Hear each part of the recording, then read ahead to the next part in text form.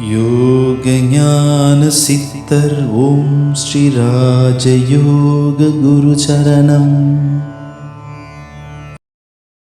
இறைவனை நம்ம உணர்ந்து கொள்வது அப்படின்றது தியானம். இந்த தியானத்தை சரியான முறையில் நம்ம பின்பற்றிட்டு நீங்கள் செய்யக்கூடிய உருவ வழிபாடு இவங்கெல்லாம் செய்யும் பொழுது நிச்சயமாக ஒரு நாள் கண்டிப்பாக உங்களை உணர்ந்து கொள்ள முடியும். இறைவனை கண்டிப்பாக உணர்ந்து கொள்ள முடியும். நமக்குள்ளே இப்போ ஒரு விஷயம் இருக்குது. கடவுள் இரண்டுமே நான் இணைந்தாப்புல தான் தரேன். ஆன்மீகமும் இருக்குது, அதே நேரத்தில் மூளை நம்ம பகுத்தறிவுக்கும் நம்ம வேலை கொடுக்கணும். எல்லாமே நம்ம ஏற்றுக்கிட்டு இவன் சொல்கிறதும் சரி அவங்க சொல்கிறதும் சரி அப்படின்னு போய்கிட்டு நம்ம எதை நோக்கி போகிறோம், எப்படி வாழ்கிறோம், நமக்கு என்ன தேவை, இதெல்லாம் உணர்ந்து தன்னைத்தானுங்க நல்லா புரிஞ்சுக்கணும். வேறு ஒன்றுமே இல்லை.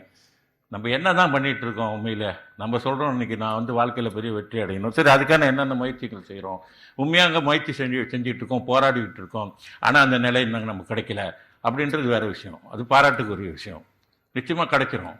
ஒன்றுமே எந்த முயற்சியும் செய்ய மாட்டாங்க, அவங்கள பற்றியும் நினைக்க மாட்டாங்க, அவங்கள பற்றி யோசிக்க மாட்டாங்க, மற்றவங்கள பற்றி யோசிச்சுட்டு இருப்போம். அதை தான் பார்ப்பான். தான் எப்படி நல்லா வரணும், நம்ம எப்படி வீடு வாங்கணும், கார் வாங்கணும், நம்ம மனைவி மக்கள் எப்படி, அதுக்கு என்ன செய்யணும் அப்படின்ற சிந்தனைகள் சில பேர் சிந்தனை அந்த மாதிரி யோசிக்கவே மாட்டான். பிறரோட வாழ்க்கையிலேயே கவனம் வைப்பான்.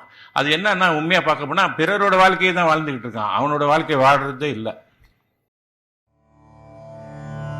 योग ज्ञान सिद्धर ओम श्री राजयोग गुरु चरणम.